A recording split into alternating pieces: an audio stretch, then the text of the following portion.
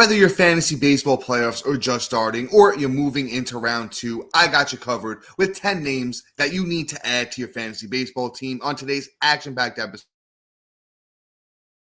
of Locked On Fantasy Baseball.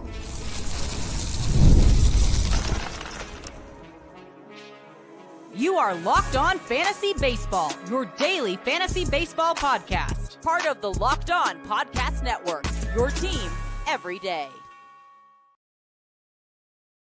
Hello, fantasy baseball fanatics, and welcome to the Locked On Fantasy Baseball podcast, brought to you by the Locked On Podcast Network, your team every day. As always, we're your number one source of fantasy baseball knowledge, and thank you for making us your first listen each and every day. I'm your host, Dominick Martino, riding solo today, as you can see if you're watching on YouTube. And if you are watching on YouTube and you haven't already, hit that little bell below. It's going to subscribe you to the channel and give you a notification every time we drop a new episode. Or if you're listening on the audio side of things, once again, please make sure you're subscribed. And if you're listening on a platform like Apple or Spotify that allows 5-star ratings and reviews, we would truly appreciate it if you do that for us as well. And guys, what's really going to help you win your fantasy baseball championship this time of year is joining Matt and I on the Insiders Track, where we offer so much more than we can in these 30-minute episodes. So if you are interested, join us now. Link is in the bio wherever you're listening, watching, and it's available on any of our social media platforms. And this episode is brought to you by Monarch Money. Take control of your finances with Monarch Money. Use code LOCKEDONMLB at monarchmoney.com for 50% off your first year. And all right, guys, listen, it's that time of year. Like I said up top, if you know your fantasy baseball playoffs are just starting, or if you're moving into round 2, I got you covered today. 10 names, prospect call up. We got a couple of good bats for you. I'll give you a little tease. The prospect call up Brandon Sproat, who we're going to talk about first, of the New York Mets. We got Zebby Matthews, a couple of bats. We got Kyle Teal, Ryan O'Hearn, those names and more, guys. And I got you covered today. But let's talk about Brandon Sproat. The Mets, with their wealth of pitching in that minor league system, we've seen Jonah Tong, we've seen Nolan McLean, and now we've seen Brandon Sproat. And listen, he looked pretty good in his debut. Out of the 3 pitchers, he had been having the worst year in the minors so far. But Sproat has the prospect pedigree, man. He's got a good profile, he's got good pitches. And like I said, he, made out pretty well in his first start against, Cincinnati here in the bigs, right? So let's break it down a little bit. Let's break down how he did and what's to come for Mr. Brandon Sproat. He is up to 22% owned on Yahoo. In his debut, he went 6 innings, gave up 3 runs, had 7 strikeouts, and a 1.17 whip. So a nice little debut here for Sproat. If you went there and picked him up, he debuted on Sunday. Let's see. It looks like he lines up 1, 2, 3. Texas on the 12th. That's not a bad matchup. That Texas team dealing with injuries. Marcus Semien out the rest of the year. Dolis Garcia a little bit banged up. Just really Langford, Young. Just a team that isn't looking as scary of late. I'd take Sproat and throw him out for that matchup, especially this time of year where you're playing on a week-to-week basis for the most part, unless you're in a straight regular roto league, which even at that point, this ad is still, pliable, still viable because, I think Sproat can give us some good ratios, maybe, only a couple earned runs, get you a nice little strikeout total there. Because Brandon Sproat can strike guys out. I know in the minors this year, if you look at his numbers in AAA this year, he's under the K per 9, but go look last year in the minors. 116 innings in the minors last year for Sproat, 131 strikeouts, had a 3.40 ERA last year in the minors. Batters at 2.10 against him with a 1.11 whip. He took a step back this year in the minors with a 4.24 ERA over 121 innings, only 113 strikeouts. Batters still did only hit 218 against him, but he had a 1.24 whip, some control issues. He has that good fastball, good slider as well. The curveball needs a little bit of work. So he's got 3 pitches, that he really likes to go to. I'm sorry, my apologies. Totally forgot to mention the changeup, which is one of his better pitches, if not his best. Gets good movement on that changeup as well. So, actually 4 good pitches here for Sproat. If he has that control working, it's really going to be the difference maker for him, here, getting his first taste in the bigs. Had a good outing in his last minor league game where he pitched 7 innings, gave up 3 hits, didn't walk any, and walked 2, and had 9 strikeouts. So Sproat has been rolling of late. I like it. I like it. He's somebody we could definitely look into adding coming up for this week here, because like I said, good matchup against Texas, and he looked good in his debut. So I like Brandon Sproat. Kind of almost reminds me of the Mets when it was like DeGrom, Harvey, Matz, Zach Wheeler. They had that, nice little young core. Hey, listen, did it really wind up working out for the Mets? Debatable, but you know what? I like the young core here of Tom, McLean, and Sproat. Could be really nice for the Mets going into the future. But let's move on to our next guy. Let's move on to Zebby Matthews, starting pitcher of the Minnesota Twins, right? Zebby has had real mixed results here in the bigs. Has electric stuff. Hasn't played up in the bigs yet, right? Up until late. His last 2 starts have been nice. On August 29th, Zebby Matthews went out against San Diego. Couple earned runs, 6 innings, 3 strikeouts, got the win, 1.17 whip.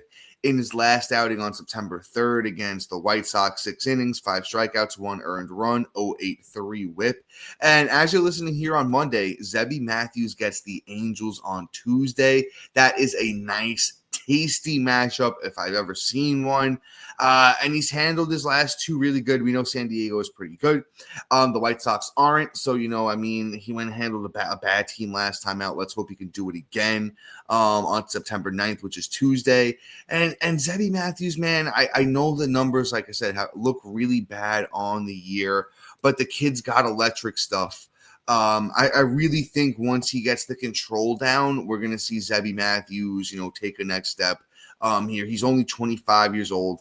He gets really good, whiffs, gets good strikeouts, doesn't really walk too many, doesn't get hit too hard. The fastball plays up, got a good fastball, sits around 96 plus. Just hasn't had the movement you want to see on it here in the bigs. Like I mentioned earlier, the slider for Zebby Matthews is a really good pitch. Batter's only hitting 161 against that. The changeup's getting rocked, though. The curveball's getting rocked. The sinker's getting rocked. So I think Zebby Matthews is kind of going to go as his control goes, because the stuff is good, man. It's just been a shame to see Zebby Matthews get hit around here and, his first real go out of it in the bigs this season. But I think there's going to be better results, here on Tuesday, hopefully. And, next year as well. Zebby Matthews might be somebody that I want to throw a dart at later in my drafts when it comes to starting pitching. But Zebby Matthews at 17% owned on Yahoo. I think he's honestly a must add for anybody at this point. I like the juicy matchup coming up on Tuesday. I think we could see a nice big strikeout total from Zebby Matthews, to be honest with you. Let's move on to our next guy. Let's talk about Kyle Bradish of those Baltimore Orioles, starting pitcher there. He's been good. He's been good since he's been back. The last outing wasn't as long or, as useful as we wanted it to be.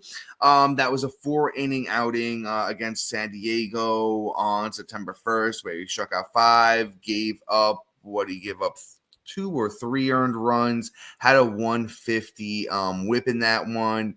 It was 2 earned runs to be exact. But in his first outing was great against Boston, 6 strikeouts, a couple earned runs, 10 strikeouts, and an 0.67 whip in that one. So, as Bradish gets back, it's only been 2 starts, as I mentioned. He gets Pittsburgh on Tuesday, so that's another juicy Tuesday matchup for you guys. And only 35% owned for Kyle Bradish. I'd add them both if I could. I'd add Zebby Matthews and Bradish if I could. Sproat is probably going to be after them for me. I'd prioritize Matthews and Bradish over Sproat. But those are both really good matchups coming up on Tuesday. I could see Bradish going off. Nice another double-digit strikeout game wouldn't shock me. Last time we saw Bradish in the bigs, before injury, he was really good. Matt and I told you guys to stash Bradish before, he actually made his return. And if he did, you're probably sitting pretty right now. But I do want to talk about, back last time we saw him in the bigs was 2024. He was lights out. It was 8 starts, 2.75 ERA, 39 innings, 53 strikeouts, and a 106 whip. Bradish was even good the year before that, which was 2023, 30 starts, 2.83 ERA, 168 innings, 168 strikeouts, and a 104 whip. So Bradish only at 28 years old, going to be somebody I'm going to be high on next year as well. Go out there and add him. Only 35% owned. That juicy matchup against Pittsburgh on Tuesday. He's an absolute must-add for me. And let's kind of see what that next matchup looks like after after Tuesday. It looks like he will get 1, 2, 3, 4 at Toronto. Kind of a little bit tougher. Toronto's a team that, with Bichette and Vlad, you can go out there and hit any given night. But hey, at least if we can guarantee Kyle Bradish for, is going to be pretty good for that Tuesday start, I will take it. But before we move on, and I have a couple of closers in Jordan Leasure and Strong Armstrong, and then we move into bats with Kyle Teal. Those names and more coming up next. And guys, real quick, I want to talk to you about my friends over at Monarch Money, right? You ever check your bank account and wonder, where did all my money go? Listen, happens all the time. Between dining out, online shopping, and entertainment, it's easy to lose track. That's where Monarch Money comes in, your personal CFO. Giving you full visibility and control over your finances, Monarch Money isn't just a budgeting app, it's a complete financial command center. You can track all your accounts, investments, and spending in one place, so you stop just managing your money and start building your wealth. They have their surprising insights. When I personally first started using Monarch, I realized how much I was just spending on food delivery alone. Now I budget smarter and save a lot more. They make collaborating so easy as well. When, you're managing your money with your partner, it's smoother than ever on Monarch. You can track your shared and personal accounts, set goals, and stay on the same page without all the stress. Take control of your finances with Monarch Money. Use the code LOCKEDONMLB at monarchmoney.com for 50% off your first year. That's monarchmoney.com, code LOCKEDONMLB for half off your first year.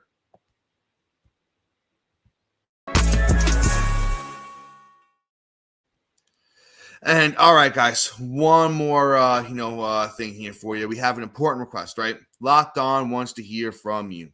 We put together a survey to learn more about our listeners and make your favorite podcast even better. This is your chance to tell us what you like, what you don't, and answer questions about our advertising. Go to lockedonpodcast.com/survey to get started. Everyone who completes the survey will be entered for a chance to win one of our 100 Amazon dollar gift cards that we're giving away. Again, that's lockedonpodcast.com/survey. You can also find the link in the show notes, guys. Thanks for helping us out. And listen, you want to win your fantasy baseball league, join Matt and I on the Insider's Track, where, when we do these episodes with our waiver wire guys, we rank them for you, tell you how you prioritize them when you're picking them up. No more prospect call-ups really happening, but listen, you need anything at all fantasy baseball-wise, Matt and I got you covered on the Insider's Track. Join us now. The link is in the bio wherever you're listening, watching, and it's available on any of our social media platforms. And guys, I told you I got closers. I got closers on deck. Let's talk about Jordan Leasure of the Chicago White Sox. And listen, man, we know the White Sox aren't good, but those games that, any games they're going to win are probably going to be close. And Leisure's been closing them out. He's been great. Has 3 saves since September 1st.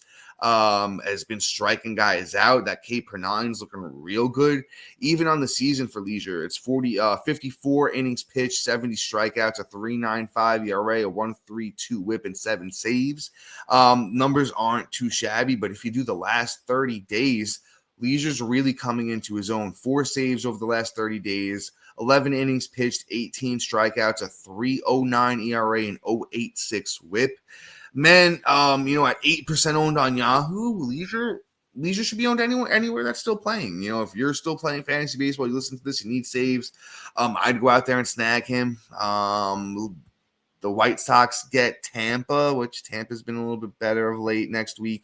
So I don't necessarily love that. They get Cleveland after, though, and Baltimore. So those are a couple of games where, hey, listen, they could pull out a win or two, get Leasure out there at the end of the bullpen. So if he gets you, a couple of saves here down the stretch, it's going to be really nice. Not too much else to add here besides, it's just I wouldn't be banking on him as my only option at the back of my bullpen at the moment, just because the White Sox, and you never really know if they're actually going to win. But hey, he's been getting those saves of late. I'd strikeout ratios there. He hasn't been getting blown up too much. Only a couple really bad starts or bad outings since the beginning of August for Leasure. So go out there and snag him. I'd honestly, I'd prioritize him over this next guy. So let's move on. Shawn Armstrong up next. He's closing for those Texas Rangers, right? So thing is, it's tough, man. This time of year. I just throw anyone out there that's getting saves if I need them, and Shawn Armstrong's doing it. He's got the save here on Sunday as I'm recording.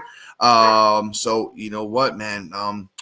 They both been really good, Leasure and Armstrong. I'd honestly, Texas gets Milwaukee, so that's another tough, tough team to, snag those wins against. And then it's the Mets and Houston.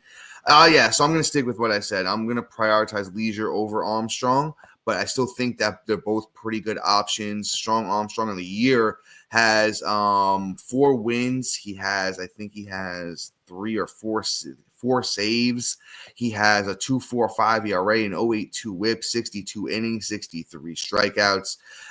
We've talked about Shawn Armstrong, recently, and while he's out there doing it, he's closed before in his career. He's a veteran. He's been around a long time.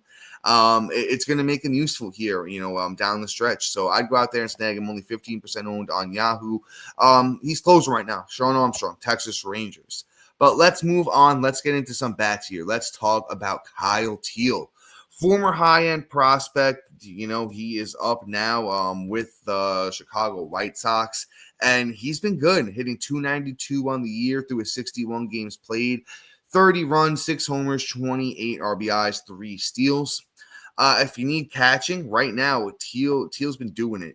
He's been hitting second and third in this White Sox lineup.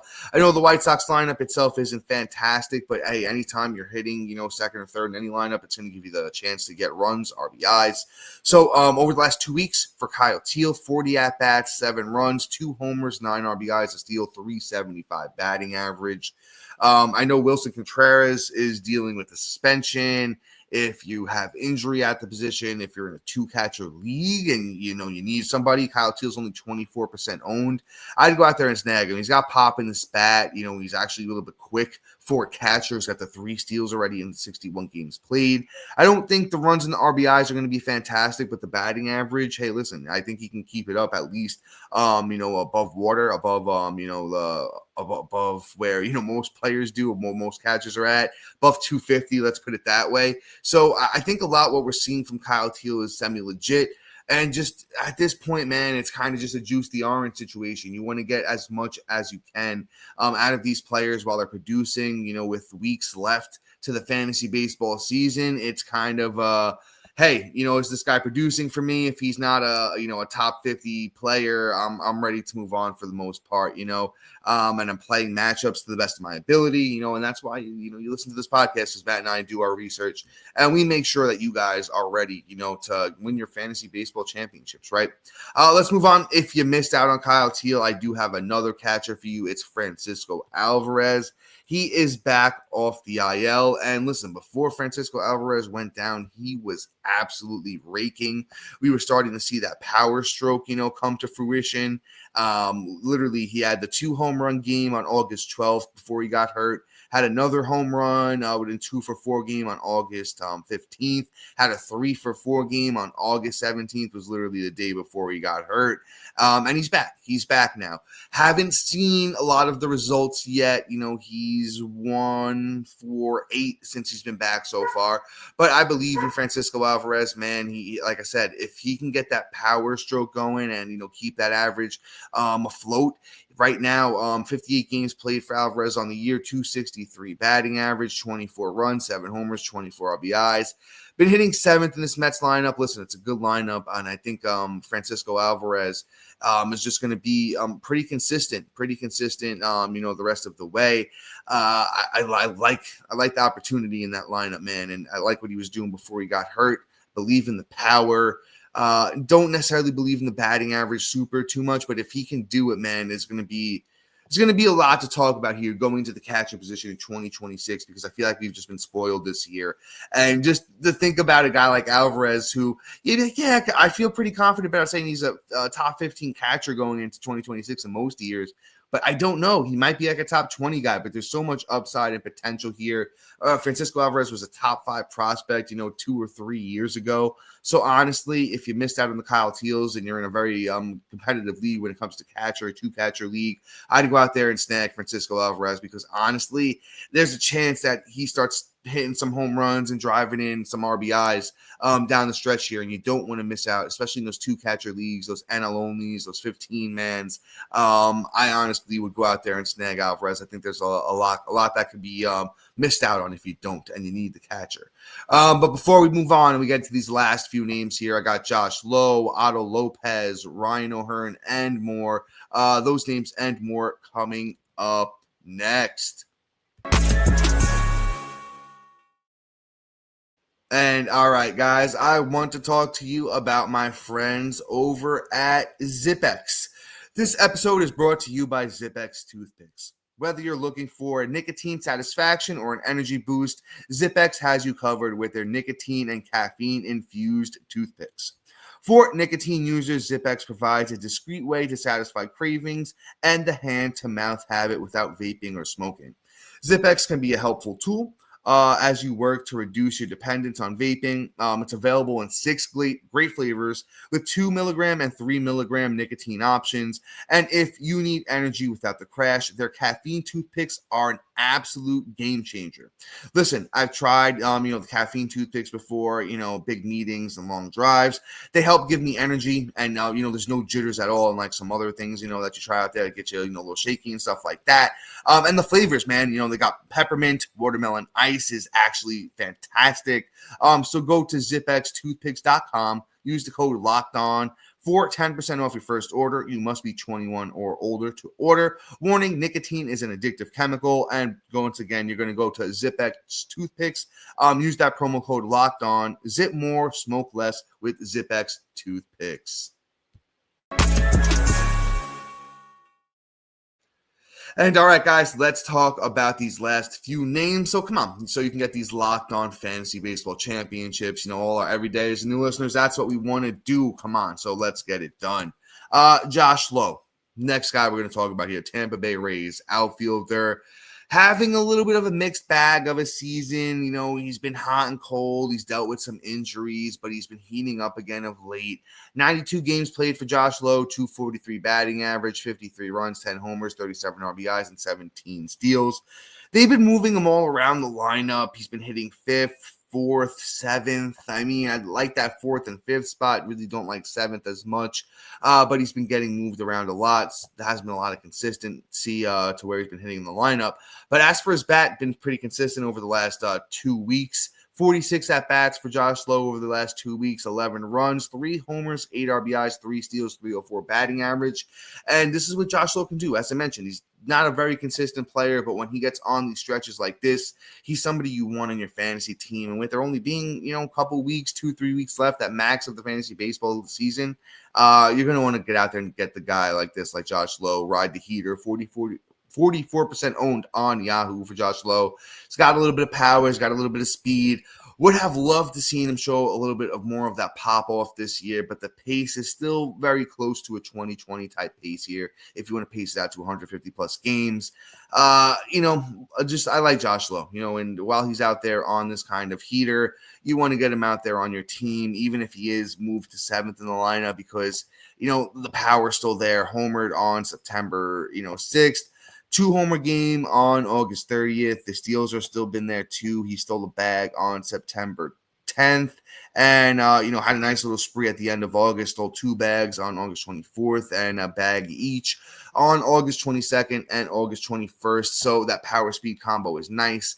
And, man, if he can stay in that 4 or 5 spot in the lineup, the RBIs have actually been better of late. I know it's only 37 through 92 games played on the year for Josh Lowe, but that's been looking better of late too. As I mentioned, through his last 46 at-bats, that's 8 RBIs on its own.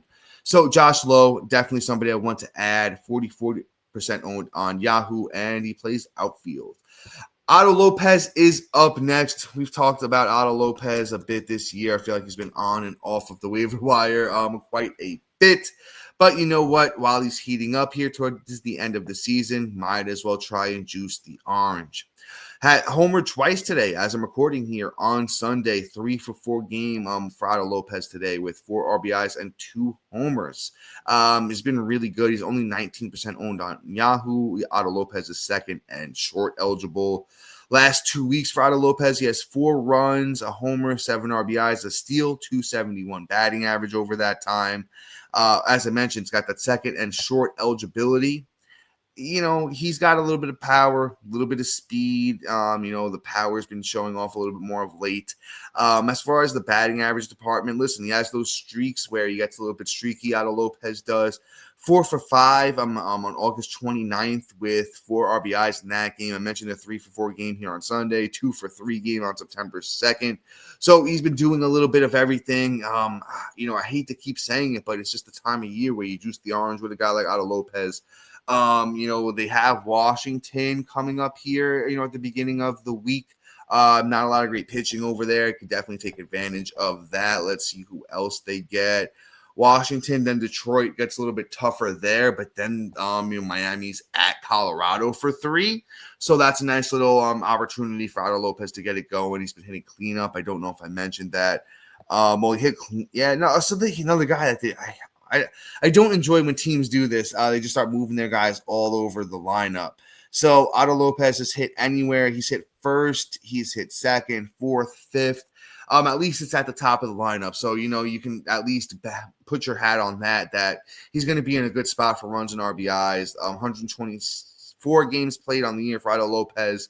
It's a 244 batting average with 57 runs, 66 RBIs, and 12 homers and 12 steals. So once again, he's 19% owned on Yahoo, and he plays second and short. That is Otto Lopez. Let's move on to potentially our last guy of the episode, and that is Ryan O'Hearn of those San Diego Padres. He has first and outfield eligibility on Yahoo, and he's been better of late. 3-for-3 on September 6th with 2 runs, 2-for-6 on August 30th with 2 runs and an RBI. He's been hitting 4th in the San Diego lineup, which is a good lineup for fantasy baseball purposes. Even on the year, it's a little weird to see that Ryan O'Hearn's only 35% owned on Yahoo. Went through 125 games played on the season. He's batting .280 with 61 runs, 16 homers, 54 RBIs, and 3 steals. So numbers look good on the season. He's been solid of late. I just read you off some of his recent game performances over the last 2 weeks. O'Hearn's hitting .267 with 7 runs. Would love to see a little bit more pop, but I feel like, it's on the way. Even over the last 30 days, O'Hearn is hitting .289 with 15 runs, 10 RBIs, and 2 homers. So if he starts tapping into that power stroke a little bit here, down the stretch, which he very easily can, O'Hearn's got the power in his bat to do it. It could wind up working out really nicely for us. They get Cincinnati in their next series. It looks pretty good for O'Hearn. Then they have Colorado, which the pitching for the Rockies isn't great. Kyle Freeland's been pretty good of late, but other than that, not so much. So it looks like where, O'Hearn could take advantage of the schedule here down the stretch. I like, the player.